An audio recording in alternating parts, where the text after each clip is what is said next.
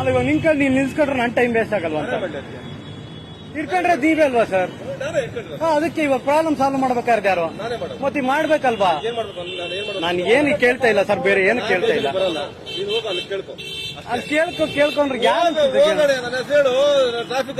At least ಇವ್ರು ಕಳ್ಸಿ ನಾನು ಜೊತೆಗೆ ಹೋಗ್ತೀನಿ ಸರ್. ಇದು ನಂದಲ್ಲ ಕೇಸು. ನನ್ನ ಜೊತೆ ಅವರವರು ನೀನು ಹೋಗು ಸ್ಟೇಷನ್ಗೆ, ಅಲ್ಲಿ ನೋಡು, ನೀನ್ ನೋಡು, ಬಂದು ಕಟ್ಟು, ಇಲ್ಲ ಅಂದ್ರೆ ನನ್ನ ಮೇಲೆ ಚಾಲೆಂಜ್ ಮಾಡು, ಹೋಗು. ಇವಾಗ ನಂದು PDF ಪ್ರಕಾರ ಏನೈತೆ ಅದನ್ನ ಹಾಕಿದ್ದೀನಿ ನೋಟಿಸ್, ಬೇರೆ ಏನು ಹಾಕಿಲ್ಲ ನಿಮಗೆ. ಅರ್ಥ ಆಯ್ತಾ ನಾವು ಹಣೆಯ ಅಷ್ಟೇ ಸರ್. ನಾನು ಹೇಳ್ತಾ ಇರೋದೇನು, ನನಗೆ ಪ್ರೂಫ್ ಕೊಡಿ, ನಾನು ಕಟ್ಟು.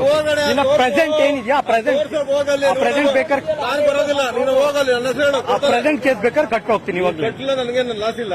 ಗಾಡಿ ಸೀಸ್ ಮಾಡಿ ನೋಟಿಸ್ ಕೊಡ್ತೀನಿ. ನೋಟಿಸ್ ತಗೊಳ್ಳಿ, ನನಗೇನು ಅನುಮಾನ ಇಲ್ಲ. ನೀನು ನೋಟಿಸ್ ತಗೊಳ್ಳಿದ್ರೆ ಬೇಡ, ತಗೊಳ್ಳಿಲ್ಲ ಹಾಗೆ ರೆಫ್ಯೂಸ್ ನೋಟಿಸ್ ಅಂತ ಬರೀತೀನಿ ನಾನು. ಗೊತ್ತಾಯ್ತು. ಇವಾಗೇನ್ ಗಾಡಿ ಬಿಡ್ತೀರಾ ಅಥವಾ ಫೈನ್ ಕಟ್ಟೋದು ಗಾಡಿ ಬಿಡೋದು? ನಾನು ಇದೊಂದು ತೋರಿಸಿ, ನಾನು ಕಟ್ತೀನಿ. ಸ್ಟೇಷನ್ಗೆ ಅದು ಹೇಳಿದ್ದು ಕೇಳಬೇಡ. ಸರಿ ಬನ್ನಿ ಹೋಗೋಣ. ನೀನು ಹೋಗಿ ಸ್ಟೇಷನ್. ಮತ್ತೆ ನಾನು ಹೆಂಗ್ ಹೋಗಿ ಕೇಳಿ ಅಲ್ಲಿ ಯಾರು ಅಂತ ಕೇಳಿ ಹೋಗು, ಬಸ್ ಹೋಗು, ತರಿಸ್ರಿ. ಈಗ ಹೋಗಿ ನಾನೇ ತರಿಸ್ಲಿ. ಮತ್ತೀಗ ಇವು ಪ್ರಾಬ್ಲಮ್ ಸಾಲ್ವ್ ಹೋಗ್ಬೇಕಲ್ಲ. ಹೋಗಿ ಸ್ಟೇಷನ್ಗೆ. ನೀನು ಹೇಳಿದ ಕೇಳಬೇಡ, ಒಂದ್ಸಲ ಆನ್ಸರ್ ಮಾಡಿದ್ದೀನಿ. ಸ್ಟೇಷನ್ಗೆ ಹೋಗು, ತೋರಿಸ್ತಾರೆ, ಒಂದು ಫೈನ್ ಕಟ್ಟು, ಇಲ್ಲ ಅಂದ್ರೆ ನನ್ನ ಚಾಲೆಂಜ್ ಮಾಡು, ಹೋಗು. ಹೇಳಿದ ಹೇಳಕ್ ಹೋಗಬೇಡ. ನೋಡಿ ಈ ತರ ಎಲ್ಲ ಹೇಳ್ತವ್ರೆ ಪೊಲೀಸರು. ನೀವೇ ಇದಕ್ಕೆ ಆನ್ಸರ್ ಮಾಡಬೇಕು.